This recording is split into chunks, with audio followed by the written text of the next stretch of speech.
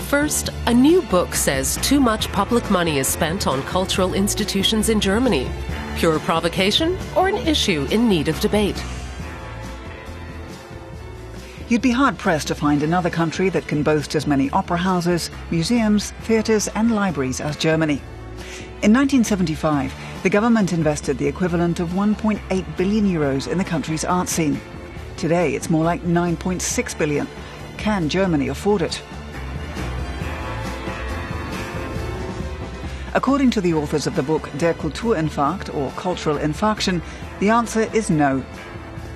They want the art scene to pay its own way. The important thing is that the book breaks a taboo. It says the infrastructure is not set in stone for all eternity.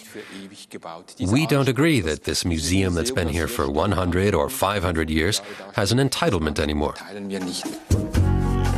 The authors are questioning the very foundations of the German cultural scene.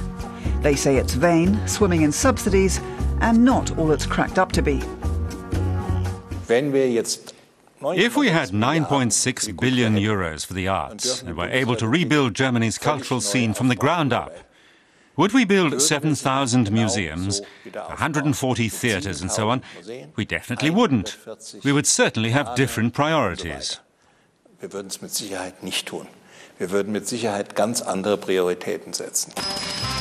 The authors warn that, with so many cultural offerings, Germany could suffer a real culture crash.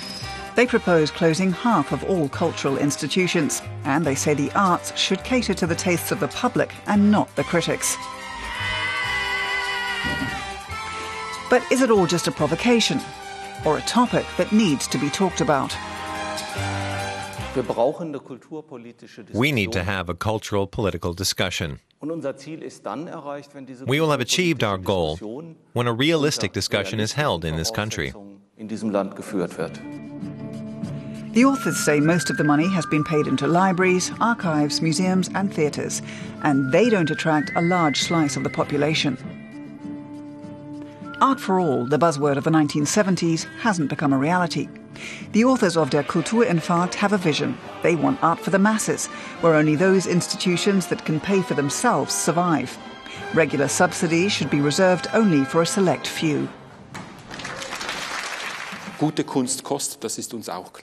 Good art is expensive, we know that. More money should go to fewer institutions, that's one thing. Another is that they've reached everyone they can. They reach about 10% of the population. The cultural scene runs on public money. It has a public commission and wants to shape society. But what about the 90% who don't go to the museum, no matter what new ones open? That's what the book is about. And to help make people aware, it tackles the issue quite brutally and says half of them should close. What would happen then? Closing the curtain on theatres and shutting museums. Is that really the answer? There are other ideas on how the arts can come up with fresh funding. One is to sell off part of collections that never see the light of day. Merging theatres is another option. But bringing about change is proving difficult.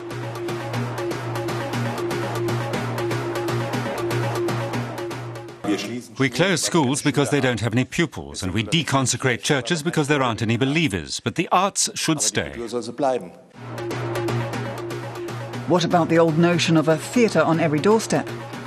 They say all it takes is a click of a mouse to be transported into a theatre. The authors want to see the state equip every child with a tablet PC.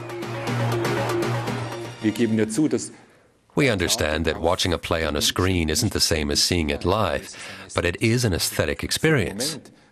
We think a tablet PC would be an option, one that would play with people's fascination with technology and through which you could draw a lot of people to the arts.